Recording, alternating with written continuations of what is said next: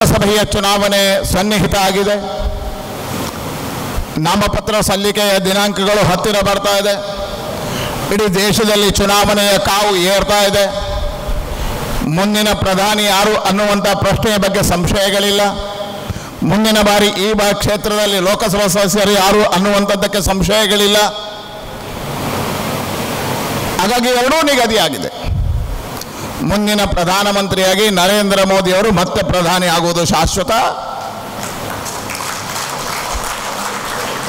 ಮುಂದಿನ ಲೋಕಸಭಾ ಸದಸ್ಯರು ಭಾರತೀಯ ಜನತಾ ಪಾರ್ಟಿಯ ಕಮಲದ ಚಿಹ್ನೆಯಲ್ಲಿ ನಿಂತಿರತಕ್ಕಂಥ ಬ್ರಿಜೇಶ್ ಚೌಟ ಅವರು ಲೋಕಸಭೆಗೆ ಹೋಗುವುದು ನಿಶ್ಚಿತ.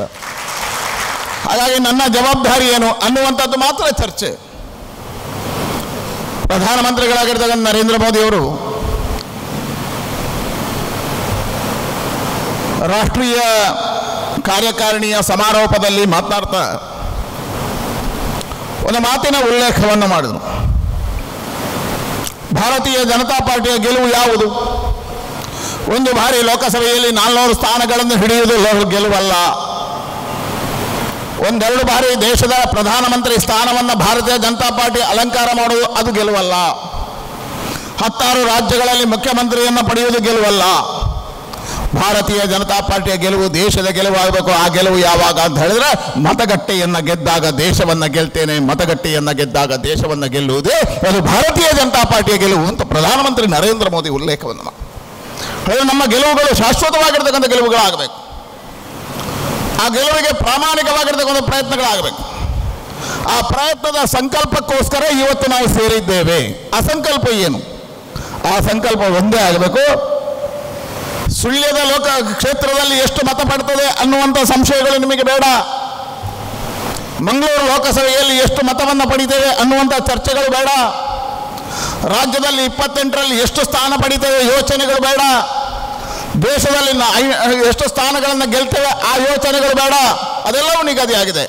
ಯೋಚನೆ ಬೇಡಬೇಕಾದ್ದು ನನ್ನ ಮತಗಟ್ಟೆಯಲ್ಲಿ ಅತಿ ಹೆಚ್ಚು ಮತವನ್ನು ತಂದು ಕೊಡ್ತೇನೆ, ಭಾರತೀಯ ಜನತಾ ಪಾರ್ಟಿಯನ್ನು ಗೆಲ್ಲಿಸ್ತೇನೆ, ನನ್ನ ಮತಗಟ್ಟೆಯಲ್ಲಿ ಲೀಡ್ ತಂದು ಕೊಡುವಂತಹ ಸಂಕಲ್ಪದ ಸಮಾವೇಶ ಈ ಸಮಾವೇಶ. ಹಾಗಾಗಿ ನಾವು ಕೂತು ಸಂಕಲ್ಪವನ್ನು ಮಾಡಬೇಕು. ನನ್ನ ಮತಗಟ್ಟೆಯಲ್ಲಿ ಮತವನ್ನು ಹೆಚ್ಚು ಪಡೆದುಕೊಡ್ತೇನೆ. ನನಗೆ ವಿಶ್ವಾಸ ಇದೆ. ಈ ಕ್ಷೇತ್ರದ ಅಭಿವೃದ್ಧಿಯ ಹರಿಕಾರರಾಗಿ ಅಂಗಾರ ಅವರು ಬಹಳಷ್ಟು ವರ್ಷಗಳ ಕಾಲ ಪರಿಶ್ರಮಗಳನ್ನು ಹಾಕಿದ್ದಾರೆ. 3 ಬಾರಿ ನನಗೆ ನೀವೆಲ್ಲ ಆಶೀರ್ವಾದವನ್ನು ಮಾಡಿದಿರಿ. 3 ಬಾರಿ ಈ ಕ್ಷೇತ್ರದಲ್ಲಿ ನಾನು ಗೆಲುವನ್ನು ಸಾಧಿಸಿದ್ದೇನೆ. ಆ ಗೆಲುವನ್ನು ಸಾಧಿಸುವುದಕ್ಕೆ ಕಾರಣ ನೀವು. ಈ ಕ್ಷೇತ್ರದ ಕಾರ್ಯಕರ್ತ ಮತದಾರರ ಆಶೀರ್ವಾದನ 3 ಬಾರಿ ನಾನು ಲೋಕಸಭಾ ಸದಸ್ಯನಾಗಿದ್ದೇನೆ. 3 ಬಾರಿಯೂ ನಾನು ಲೋಕಸಭೆಯನ್ನು ಗೆದ್ದಾಗ ನನಗೆ ಅತಿ ಹೆಚ್ಚು ಲೀಡನ್ನು ತಂದು ಕೊಟ್ಟ ಕ್ಷೇತ್ರ ಅದು ಸುಳ್ಯ ವಿಧಾನಸಭಾ ಕ್ಷೇತ್ರ. ಸುಳ್ಯ ವಿಧಾನ ಕಳೆದ ಬಾರಿ ನಾವು 2,73,000 ಮತಗಳ ಅಂತರದಿಂದ ಈ ಜಿಲ್ಲೆಯಲ್ಲಿ ಲೋಕಸಭಾ ಸ್ಥಾನದಲ್ಲಿ ಗೆದ್ದಿದ್ದೇವೆ. ನನ್ನ ಗೆಲುವಲ್ಲ, ಅದು ಭಾರತೀಯ ಜನತಾ ಪಾರ್ಟಿಯ ಗೆಲುವು. ಈ ಬಾರಿ ನರೇಂದ್ರ ಮೋದಿಗೆ ನಮ್ಮ ಕ್ಷೇತ್ರವನ್ನು ನಾವು ಬಿಟ್ಟು ಕೊಡ್ತೀವಿ. ಮತ್ತೊಮ್ಮೆ ಲೋಕಸಭಾ ಕ್ಷೇತ್ರವನ್ನು ಕೊಡ್ತೀವಿ. ಆದರೆ ಈ ಬಾರಿ ನರೇಂದ್ರ ಮೋದಿಗೆ ನಮ್ಮ ಬಹುಮಾನ ಏನಿರಬೇಕು ಹೇಳಿದ್ರೆ ಹಿಂದಿನ ಎಲ್ಲ ಗೆಲುವಿನ ಇತಿಹಾಸವನ್ನು ಮತ್ತೆ ಮುರಿದು 3 ಲಕ್ಷಕ್ಕಿಂತ ಹೆಚ್ಚು ಬಹುಮತದಿಂದ ನಾವು ಗೆಲ್ಲಬೇಕು ದಕ್ಷಿಣ ಕನ್ನಡ ಜಿಲ್ಲೆಯಲ್ಲಿ ಅನ್ನತಕ್ಕಂಥ ಸಂಕಲ್ಪ ನಮ್ದಾಗ. ಹಾಗಾಗಿ ನನಗೆ ವಿಶ್ವಾಸ ಇದೆ. ಕಳೆದ ಬಾರಿಯ ಮತಕ್ಕಿಂತ ಹೆಚ್ಚು ಮತವನ್ನು ಈ ಬಾರಿ ತಂದು ಕೊಡ್ತಕ್ಕಂಥ ಪ್ರಯತ್ನಗಳನ್ನು ಸುಳ್ಯದ ಮತದಾರ ಬಂಧುಗಳು ಮಾಡ್ತೀರಿ, ನೀವು ಕಾರ್ಯಕರ್ತ ಬಂಧುಗಳು ಮಾಡ್ತೀರಿ ಅನ್ನತಕ್ಕಂಥ ಪ್ರೀತಿಯ ವಿಶ್ವಾಸ ನಿಮ್ಮಲ್ಲಿ ಮತ್ತೊಮ್ಮೆ ಮತಯಾಚನೆಯನ್ನು ಮಾಡ್ತೀವಿ. ವಿಚಾರಕ್ಕೋಸ್ಕರ ಹೋರಾಟ ಮಾಡಿದೆವು. ಆ ವಿಚಾರಕ್ಕೆ ಶಕ್ತಿ ತುಂಬಿರ್ತಕ್ಕಂಥ ಕಾಲಘಟ್ಟದಲ್ಲಿ ನಾವು ಚುನಾವಣೆಗೆ ಹೋಗ್ತಾ ಇದ್ದೇವೆ. ಹಾಗಾಗಿ ಇಡೀ ದೇಶದ ಜನ ಇವತ್ತು ಕಾಯ್ತಾ ಇದ್ದಾರೆ. ನರೇಂದ್ರ ಮೋದಿಗೆ ಮತ ಮಾಡಬೇಕು, ನರೇಂದ್ರ ಮೋದಿಗೆ ಮತದಾನ ಮಾಡಬೇಕು. ಭಾರತ ಅಭಿವೃದ್ಧಿಶೀಲವಾಗಿರ್ತಕ್ಕಂಥ ರಾಷ್ಟ್ರ ಆಗಿದೆ, ವಿಚಾರ ಬದ್ಧತೆಯ ರಾಷ್ಟ್ರ ಆಗ್ತಾ ಇದೆ, ಸ್ವಾಭಿಮಾನ ಭರಿತವಾಗಿರ್ತಕ್ಕಂಥ ರಾಷ್ಟ್ರವಾಗಿ ಎದ್ದು ನಿಲ್ತಾ ಇದೆ. ಸಮಯದ ಅಭಾವಕ್ಕೋಸ್ಕರ ಬಾಕಿ ಉಳಿದದ್ದು ಉಲ್ಲೇಖ ಮಾಡುವುದಿಲ್ಲ ನಾನು. ಹಾಗಾಗಿ ಅಭಿವೃದ್ಧಿಯಲ್ಲಿ ನಾವು ಪರಿವರ್ತನೆಗಳನ್ನು ಕಂಡಿದ್ದೇವೆ. ನಾನು 2009ರಲ್ಲಿ ಲೋಕಸಭಾ ಸದಸ್ಯ ಆದೆ. 2009ರಿಂದ 2014ರವರೆಗೆ ನಾನು UPA ಸರ್ಕಾರದ ಕಾಲಘಟ್ಟದಲ್ಲಿ ವಿರೋಧ ಪಕ್ಷದ ಸಂಸದನಾಗಿದ್ದೆ. ಹತ್ಯೆ ಆದಾಗ ನಾವು ಆಕ್ಟ್ ನಿರ್ಮಾಣ ಮಾಡಿ ಹತ್ಯೆಗೆ 10 ಲಕ್ಷ ರೂಪಾಯಿಗಳ ಪರಿಹಾರವನ್ನು ಹರ್ಷನ ಮನೆಗೆ ಕೊಟ್ಟೆವು. 15 ಲಕ್ಷ ರೂಪಾಯಿಯನ್ನು ಭಾರತೀಯ ಜನತಾ ಪಾರ್ಟಿಯಿಂದ ಕೊಟ್ಟೆವು. ಆನಂತರ ನಮ್ಮ ಕಾರ್ಯಕರ್ತ ಸುಳ್ಯದ ಯುವ ಮೋರ್ಚಾದ ಕಾರ್ಯಕರ್ತ ನಮ್ಮ ಮನೆಯ ಮಗ ಆಗಿರ್ತಕ್ಕಂಥ ಪ್ರವೀಣ್ ಹತ್ಯೆ ಆಯಿತು. ಪ್ರವೀಣ್ನ ಹತ್ಯೆ ಆದಾಗ ಮೊದಲ ಬಾರಿಗೆ ಕಾನೂನನ್ನು ತಿದ್ದುಪಡಿ ಮಾಡಿ 25 ಲಕ್ಷ ರೂಪಾಯಿ ಸರ್ಕಾರದಿಂದ ಕೊಟ್ಟಿದ್ರೆ ಈ ರಾಜ್ಯದಲ್ಲಿ ಮೊದಲ ಬಾರಿಗೆ ಪ್ರವೀಣ್ ನೆಟ್ಟಾರಿಗೆ ಕೊಟ್ಟರು.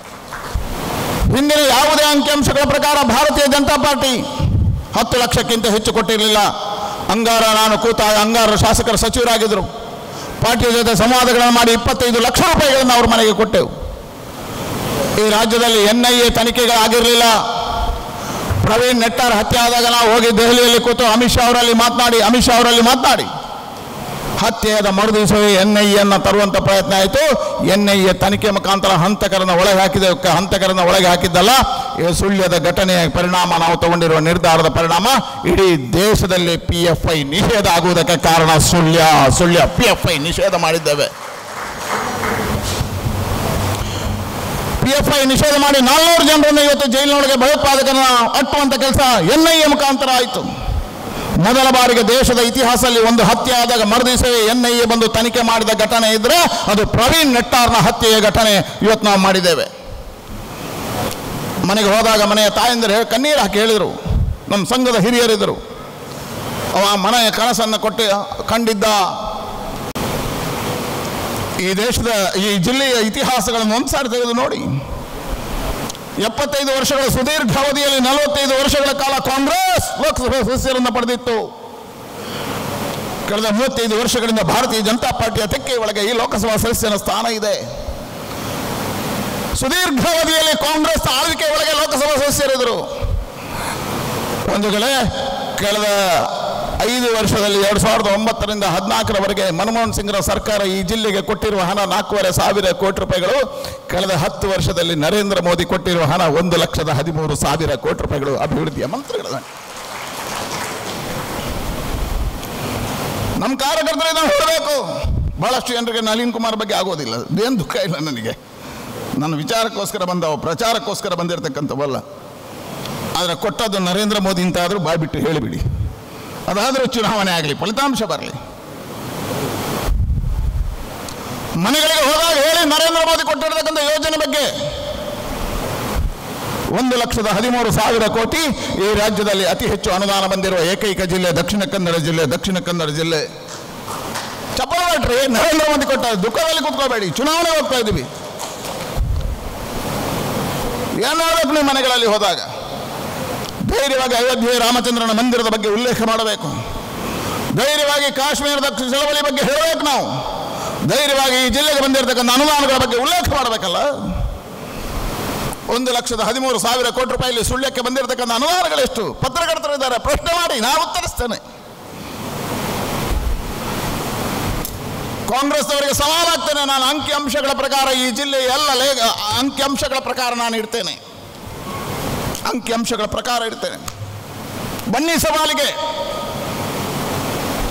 ನರೇಂದ್ರ ಮೋದಿ ಸರ್ಕಾರ ಈ ಜಿಲ್ಲೆಗೆ ಕೊಟ್ಟಿರುವ ಅನುದಾನಗಳ ಪ್ರಕಾರ, ಅಂಕಿಅಂಶಗಳ ಪ್ರಕಾರ ಕೊಡ್ತಾನೆ. ಈ ದೇಶದಲ್ಲಿ 14ನೇ ಹಣಕಾಸು ಆಯೋಗದ ಅಡಿಯಲ್ಲಿ ಪಂಚಾಯತ್ಗಳಿಗೆ ನೇರ ಅನುದಾನ ಕೊಟ್ಟ ಏಕೈಕ ಮೊದಲ ಪ್ರಧಾನಮಂತ್ರಿ ನರೇಂದ್ರ ಮೋದಿ.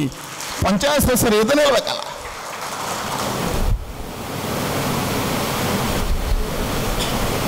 ನಾನು ಲೋಕಸಭಾ ಸದಸ್ಯನಾದಾಗ ಮೊದಲ ಬಾರಿಗೆ ಗೆದ್ದಾಗ ನನ್ನಲ್ಲಿ ಕೇಳಿದರು, ಏನು ಮಾಡ್ತಾರೆ ಈ ಜಿಲ್ಲೆಗೆ? 4 ಶಬ್ದಗಳ ಉಲ್ಲೇಖವನ್ನು ಮಾಡಿದ್ದೆ, ನೆನಪಿದೆ ನನಗೆ. ಯಾವುದದು? ಬೆಂಗಳೂರಿಂದ ಮಂಗಳೂರಿಗೆ ಹೋಗೋ ಹೈವೇಯನ್ನು ಚತುಷ್ಪಥ ಮಾಡ್ತೀವಿ, ತಲಪಾಡಿಯಿಂದ ಉಡುಪಿಯವರೆಗಿನ ರಸ್ತೆಯನ್ನು ಚತುಷ್ಪಥ ಮಾಡ್ತೀವಿ, ಶಿರಾಡಿ ಘಾಟಿನ ರಕ್ಷಣೆಯನ್ನು ಮಾಡ್ತೀವಿ, ಮಾನಿ ಮೈಸೂರನ್ನ ಅಭಿವೃದ್ಧಿ ಮಾಡ್ತೀವಿ, ರೈಲ್ವೆಯನ್ನು ಅಭಿವೃದ್ಧಿ ಮಾಡ್ತೀವಿ. ಇವತ್ತು ಹೆಮ್ಮೆಯಿಂದ ಬಂದಿದ್ದೇನೆ.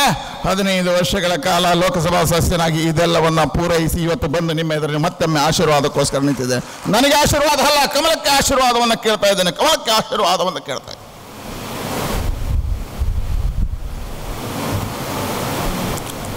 ಯೋಚನೆ ಮಾಡಿ, ಇವತ್ತು ಸುಳ್ಯ ವಿಧಾನಸಭಾ ಕ್ಷೇತ್ರಕ್ಕೆ ಸೇರತಕ್ಕಂಥ BC ರೋಡಿಂದ ಅಡ್ಡ ಒಳಗಿನ ಚತುಷ್ಪಥ ರಸ್ತೆಗಳ ಕಾಮಗಾರಿಗಳು ನಡೀತಾ ಇದ್ದಾವೆ, ವೇಗವನ್ನು ಪಡಿತಾ ಇದೆ. ಶಿರಾಡಿಯಿಂದ ಇವತ್ತು ಸಕಲೇಶ್ಪುರದವರೆಗಿನ ರಸ್ತೆಯನ್ನು ಅಭಿವೃದ್ಧಿಗೋಸ್ಕರ 1,200 ಕೋಟಿ ರೂಪಾಯಿಗಳ ಕಾಮಗಾರಿಗಳು ಪ್ರಾರಂಭ ಆಗಿದ್ದಾವೆ. ಇವತ್ತು ಅದರ ಟನಲ್ ಮಾಡಬೇಕನ್ನತಕ್ಕಂಥ ಬೇಡಿಕೆಗಳಿತ್ತು. ಬಂಧುಗಳೇ, ಈಗಾಗಲೇ DPR ಆಗಿ ಆ ಟನಲ್ಗೆ ನಮ್ಮ ಸರ್ಕಾರ ಒಪ್ಪಿಗೆಯನ್ನು ಕೊಟ್ಟಿದೆ. 2,600 ಕೋಟಿ ರೂಪಾಯಿಯಲ್ಲಿ ಟನಲ್ ಕಾಮಗಾರಿಗಳು ಇನ್ನು ಕೆಲವೇ ದಿನಗಳಲ್ಲಿ ಪ್ರಾರಂಭ. ಕಾರ್ಕಳದಿಂದ ಉಡುಪಿಯ ಬಿಕರ್ನಕಟ್ಟೆಯಿಂದ ಕಾರ್ಕಳದವರೆಗಿನ ಚತುಷ್ಪಥ ರಸ್ತೆಯ ಕಾಮಗಾರಿಗಳು ನಡೀತಾ ಇದ್ದಾವೆ. ಸತೀಶ್ ಕುಂಪಲ್ರ ಕ್ಷೇತ್ರವಾಗಿರ್ತಕ್ಕಂಥ ತಲಪಾಡಿಯಿಂದ ಹೆಜ್ಮಾಡಿವರೆಗಿನ ಕಾಮಗಾರಿಗಳು ಮುಗಿದಿದ್ದಾವೆ. ಬಹಳ ಬೇಡಿಕೆ ಇರ್ತಕ್ಕಂಥ ಮಾನಿ ಮೈಸೂರು ಅಂಗಾರು ಇರತಕ್ಕಂಥ ಸಂದರ್ಭದಲ್ಲಿ ಬೇಡಿಕೆಯನ್ನು ಇಟ್ಟಿದ್ರು. ಮಾನಿ ಮೈಸೂರು ಇವತ್ತು ಮಾನಿ ಮೈಸೂರಿಗೆ ನಮ್ಮ ಸರ್ಕಾರ ಅಂಕಿತವನ್ನು ಹಾಕಿದೆ. ಮುಂದಿನ ವರ್ಷ ಟೆಂಡರ್ ಆಗುತ್ತೆ. ಚತುಷ್ಪಥ ರಸ್ತೆಯ ಕಾಮಗಾರಿಗಳ ಪ್ರಾರಂಭ ಆಗ್ತವೆ. ಚತುಷ್ಪಥ ಕಾಮಗಾರಿಗಳಾಗ್ತಾ ಇದೆ. ಹಾಗಾದರೆ ಇವತ್ತು ಎಲ್ಲ ರಸ್ತೆಗಳ ಅಭಿವೃದ್ಧಿ ಆಗ್ತಾ ಇದೆ. ಮೊನ್ನೆ ಭಾಗೀರಥಿಯವರು ಸುಬ್ರಹ್ಮಣ್ಯದ ರೈಲ್ವೆ ನಿಲ್ದಾಣಕ್ಕೆ ಹೋಗಿ ಶಿಲಾನ್ಯಾಸವನ್ನು ಮಾಡಿ ಬಂದಿದ್ದಾರೆ. 24 ಕೋಟಿ ರೂಪಾಯಿಯಲ್ಲಿ ಅಭಿವೃದ್ಧಿ ಮಾಡತಕ್ಕಂಥ ಶಿಲಾನ್ಯಾಸದ ಕಾರ್ಯಗಳು ನಡೀತಾ ಇದ್ದಾವೆ. ರೈಲ್ವೆ ಎಲೆಕ್ಟ್ರಿಫಿಕೇಶನ್ ಮುಗಿದಿದೆ. ಒಂದೇ ಭಾರತ್ ಇವತ್ತು ಮಂಗಳೂರಿಂದ ಗೋವಾಕ್ಕೆ ಹೋಗುತ್ತೆ, ಮಂಗಳೂರಿಂದ ತಿರುವನಂತಪುರಕ್ಕೆ ಹೋಗುತ್ತೆ. ಮೇ ನಂತರ ಮಂಗಳೂರಿಂದ ಬೆಂಗಳೂರಿಗೂ ಒಂದೇ ಭಾರತ್ ಹೊರಡುತ್ತೆ. ನಿಮ್ಮ ಸುಳ್ಳೆ ಸುಬ್ರಹ್ಮಣ್ಯ ಸ್ಟೇಷನಲ್ಲಿ ನಿಲ್ಲಿಸ್ತೀವಿ. ಹಾಗಾಗಿ ಇವತ್ತು 1,13,000 ಕೋಟಿ ರೂಪಾಯಿಗಳ ಪೂರ್ಣ ವಿವರಣೆಯನ್ನು ಕೊಟ್ಟರೆ ಒಂದು ದಿನ ಬೇಕು. ಅದಕ್ಕೋಸ್ಕರ ಸಮಯದ ಅಭಾವದಿಂದ ಹೇಳೋದಿಲ್ಲ. ನಾನು ಮುಂದಿನ ದಿನಗಳಲ್ಲಿ ಹೇಳ್ತೇನೆ. ಪುಸ್ತಕಗಳನ್ನು ಬಿಡುಗಡೆ ಮಾಡಿದ್ದೀವಿ, ನಿಮ್ಮ ಮುಂದೆ ಇಡ್ತೀವಿ ನಾವು. ಹಾಗಾಗಲಿದೆ ಈ ಜಿಲ್ಲೆಯ ಬಹುದೊಡ್ಡದಾಗಿರ್ತಕ್ಕಂಥ ಅಭಿವೃದ್ಧಿಗೆ ಕಾರಣ ಯಾರು? ನರೇಂದ್ರ ಮೋದಿ ಅವರು. ಇವತ್ತು ಮನೆ ಮನೆಗಳಿಗೆ ನಲ್ಲಿ ನೀರು, ಮನೆ ಮನೆಗಳಿಗೆ ಗ್ಯಾಸ್, 16 ಯೋಜನೆಗಳು, ರೈತನಿಗೆ ಕಿಸಾನ್ ಸಮ್ಮಾನ್, ಫಸಲ್ ಬಿಮಾ ಯೋಜನೆ, ಮುದ್ರಾದಡಿಯಲ್ಲಿ ಸಾಲ, ಆಯುಷ್ಮಾನ್ ಭಾರತ ಮುಖಾಂತರ ಬಡವನ ಮನೆಗಳನ್ನು ಉಳಿಸ್ತಕ್ಕಂಥ ಕೆಲ ರಕ್ಷಣೆ, ಆರೋಗ್ಯದ ರಕ್ಷಣೆಯನ್ನು ಮಾಡಿರ್ತಕ್ಕಂಥ ಸರ್ಕಾರ ನಮ್ಮ ಸರ್ಕಾರ. ಗರೀಬಿ ಹಟಾವೋ ಗರೀಬಿ ಹಟಾವೋ ಗರೀಬಿ ಹಟಾವೋ ಇಂದಿರಾ ಗಾಂಧಿಯ ಘೋಷಣೆ ಆಗಿತ್ತು. ಆದರೆ ಯೋಚನೆ ಮಾಡಿ, ಯಾವುದೇ ಬಡವನ ಅಕೌಂಟ್ಗೆ ನೇರ ಅನುದಾನಗಳನ್ನು ಇಂದಿರಾ ಗಾಂಧಿ ಸರ್ಕಾರ ಹಾಕಿಲ್ಲ, ರಾಜೀವ್ ಗಾಂಧಿ ಸರ್ಕಾರ ಹಾಕಿಲ್ಲ, ನರಸಿಂಹರಾವ್ ಸರ್ಕಾರ ಹಾಕಿಲ್ಲ, ಮನಮೋಹನ್ ಸಿಂಗ್ ಸರ್ಕಾರ ಹಾಕಿಲ್ಲ. ಬಡವನ ಅಕೌಂಟ್ಗೆ ನೇರ ಹಣವನ್ನು ಹಾಕಿದ ಏಕೈಕ ಸರ್ಕಾರ ನರೇಂದ್ರ ಮೋದಿ ಸರ್ಕಾರ. ಗರೀಬಿ ಹಟಾವೋ ನರೇಂದ್ರ ಮೋದಿ ಸರ್ಕಾರ. ಲಾಲ್ ಬಹದ್ದೂರ್ ಶಾಸ್ತ್ರಿ ಹೇಳೋರು ಕಿಸಾನ್ ಜೈ ಜವಾನ್ ಜೈ ಕಿಸಾನ್. ಆದರೆ ಕಾಂಗ್ರೆಸ್ಸಿನ ಯಾವ ಪ್ರಧಾನಮಂತ್ರಿಯು ರೈತನ ಬೆನ್ನಿನ ಹಿಂದೆ ನಿಂತಿಲ್ಲ. ಫಸಲ್ ಬಿಮಾ ಕಿಸಾನ್ ಸಮ್ಮಾನ್ ಯೋಜನೆಯನ್ನು ಮೊದಲ ಬಾರಿಗೆ ಪ್ರಕಟ ಮಾಡಿ ರೈತನ ಅಕೌಂಟ್ಗೆ ನೇರ ಹಣವನ್ನು ಹಾಕಿದ ಏಕೈಕ ಪ್ರಧಾನಿ ನರೇಂದ್ರ ಮೋದಿ. ಹಾಗಾದರೆ ಅಭಿವೃದ್ಧಿಯ ಪಥದಲ್ಲಿ ನಮ್ಮ ಸರ್ಕಾರ ಅದ್ಭುತವಾಗಿರ್ತಕ್ಕಂಥ ಕಾರ್ಯವನ್ನು ಮಾಡ್ತಾ ಇದೆ. ಎರಡು ಉದಾಹರಣೆಗಳನ್ನು ಹೇಳಿ ನಾನು ಮುಗಿಸ್ತೀನಿ. ಕಾಂಗ್ರೆಸ್ಸಿನ ಆಡಳಿತ, ಭಾರತೀಯ ಜನತಾ ಪಾರ್ಟಿ ಆಡಳಿತ. ಈ ದೇಶದಲ್ಲಿ ಕಾಂಗ್ರೆಸ್ನ ಆಡಳಿತ ಇರತಕ್ಕಂಥ ಸಂದರ್ಭದಲ್ಲಿ ಕಾಶ್ಮೀರದಲ್ಲಿ ಭಾರತದ ರಾಷ್ಟ್ರಧ್ವಜವನ್ನು ಹಾರಿಸುವುದಕ್ಕೆ ಅವಕಾಶಗಳಿರಲಿಲ್ಲ. ಆ ಕಾಲಘಟ್ಟದಲ್ಲಿ ಕಾಶ್ಮೀರದಲ್ಲಿ ಹಾಕಿದ್ರು, ತಾಕತ್ತಿದ್ರೆ ಭಾರತದ ನಾಯಿಗಳೇ ಇಲ್ಲಿ ಧ್ವಜವನ್ನು ಹಾರಿಸಿ ಆ ಸವಾಲನ್ನು ಸ್ವೀಕಾರ ಮಾಡಿದ್ದು ಆಗದ ಭಾರತೀಯ ಜನತಾ ಪಾರ್ಟಿಯ ರಾಷ್ಟ್ರೀಯ ಅಧ್ಯಕ್ಷರಾಗಿರ್ತಕ್ಕಂಥ ಮುರಳಿ ಮನೋಹರ್ ಜೋಶಿ ಅವರು. ಕಾಶ್ಮೀರಕ್ಕೆ ಹೋಗಿ ರಾಷ್ಟ್ರಧ್ವಜವನ್ನು ಹಾರಿಸಿದರು. ಅದ್ಯಾಕೆ? ವೀರಪ್ಪ ಮೊಯ್ಲಿ ಮುಖ್ಯಮಂತ್ರಿ ಆಗಿರ್ತಕ್ಕಂಥ ಸಂದರ್ಭದಲ್ಲಿ ನಮ್ಮ ಹುಬ್ಬಳ್ಳಿಯ ಈದ್ಗಾ ಮೈದಾನದಲ್ಲಿ ರಾಷ್ಟ್ರಧ್ವಜ ಹಾರಿಸುವ ಆಗಿರಲಿಲ್ಲ. ರಾಷ್ಟ್ರಧ್ವಜವನ್ನು ಹಾರಿಸಿದಂತ ನಮ್ಮ ಕಾರ್ಯಕರ್ತ ಗುಂಡೇಟ್ನಲ್ಲಿ ಬಲಿಯಾದ. ಭಾರತ್ ಮಾತಾ ಕಿ ಜೈ ಹುಬ್ಬಳ್ಳಿಯಲ್ಲಿ ಹೇಳುವಾಗಿರಲಿಲ್ಲ. ಆದರೆ ಬಂಧುಗಳೇ, ನರೇಂದ್ರ ಮೋದಿಯ ಕಾಲಘಟ್ಟದಲ್ಲಿ ಉಕ್ರೇನ್ ರಷ್ಯಾ ಯುದ್ಧ ಆದಾಗ ರಷ್ಯಾದಲ್ಲಿ ತಿರಂಗ ಧ್ವಜವನ್ನು ಹಿಡಿದಾಗ ರಷ್ಯಾದ ಸೈನಿಕರು ಭಾರತ್ ಮಾತಾ ಕಿ ಜೈ ಹೇಳಿದರು, ಉಕ್ರೇನ್ನ ಸೈನಿಕರು ಭಾರತ್ ಮಾತಾ ಕಿ ಜೈ ಹೇಳಿದರು. ಅದು ಯಾಕೆ? ಮೊನ್ನೆ ಪಾಕಿಸ್ತಾನದಲ್ಲಿ ಅಲ್ಲಿಯ ಲೋಕಸಭೆಯ ಒಳಗೆ ಲೋಕಸಭಾ ಸದಸ್ಯ ಹೇಳ್ತಾನೆ, ನಮ್ಮ ದೇಶಕ್ಕೆ ಪ್ರಧಾನಿ ನರೇಂದ್ರ ಮೋದಿ ಅಂತ ಬೇಕು, ನರೇಂದ್ರ ಮೋದಿ ಅಂತ. ಹಾಗಾಗಲಿದೆ ಹೇಗೆ ದೇಶ ಅದ್ಭುತವಾಗಿ ಬದಲಾವಣೆ ಆಗತಕ್ಕಂಥ ಕಾಲಘಟ್ಟದಲ್ಲಿ ದೇಶದ ಜನ ಕಾಯ್ತಾ ಇದ್ದಾರೆ. ಮುಂದೆ ನರೇಂದ್ರ ಮೋದಿಗೆ ಮತವನ್ನು ಹಾಕುವುದಕ್ಕೋಸ್ಕರ ನರೇಂದ್ರ ಮೋದಿಜಿಗೆ ಮತವನ್ನು ಹಾಕು. ಹಾಗಾಗಿ ನಿಮ್ಮಲ್ಲಿ ವಿನಂತಿ ಮಾಡ್ತೇನೆ, ನಮ್ಮ ಮತಗಟ್ಟೆಯಲ್ಲಿ ಲೀಡನ್ನು ತಂದು ಕೊಡೋದಕ್ಕೋಸ್ಕರ, ನಮ್ಮ ಮತಗಟ್ಟೆಯಲ್ಲಿ ಮತದಾರರನ್ನು ಆಕರ್ಷಣೆ ಮಾಡೋದ ಕಾರಣಕ್ಕೋಸ್ಕರ ನಮ್ಮ ಕೆಲಸ ಕಾರ್ಯಗಳು ಇವತ್ತಿಂದಲೇ ಪ್ರಾರಂಭ ಆಗಬೇಕು. ಪ್ರತಿಯೊಂದು ಮತಗಟ್ಟೆಯಲ್ಲಿ ನಾವು ಲೀಡ್ ತರತಕ್ಕಂಥ ಪ್ರಯತ್ನಗಳನ್ನು ಆಗಬೇಕು. ಭಾರತೀಯ ಜನತಾ ಪಾರ್ಟಿ ಈ ಬಾರಿ ಒಬ್ಬ ಯುವಕನನ್ನು ನಮ್ಮ ಚುನಾವಣೆ ಕಣಕ್ಕೆ ಇಳಿಸಿದ್ದೇವೆ. ತನ್ನ ವಿದ್ಯಾಭ್ಯಾಸದ ನಂತರ ರಾಷ್ಟ್ರ ತಾಯಿ ಭಾರತೀಯ ಸೇವೆಯನ್ನು ಮಾಡಬೇಕು ಅನ್ನೋ ಕಾರಣಕ್ಕೋಸ್ಕರ ಸೇನಾನಿಯಾಗಿ ಕೆಲಸವನ್ನು ಮಾಡಿರ್ತಕ್ಕಂಥ ಒಬ್ಬ ಸೇನಾನಿ. ಈ ದೇಶದಲ್ಲಿ ಗುಂಡಿಗೆಯಿಂದ ಗನ್ನನ್ನು ಹಿಡಿದ ರಕ್ಷಣೆಯನ್ನು ಮಾಡಿರ್ತಕ್ಕ, ಗಡಿಯನ್ನು ಕಾದಿರ್ತಕ್ಕಂಥ ಒಬ್ಬ ಸೇನಾನಿ ಆಗಿರ್ತಕ್ಕಂಥ, ಸಮರ್ಥನಾಗಿರ್ತಕ್ಕಂಥ.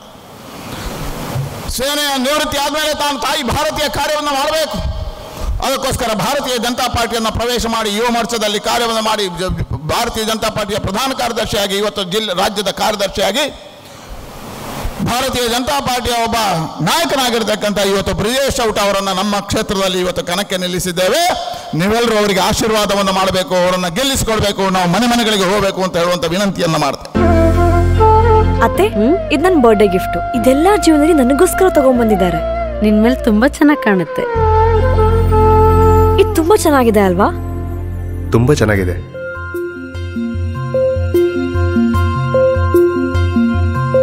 It will look really good on you. ಅಮ್ಮ, mother is always son's first love.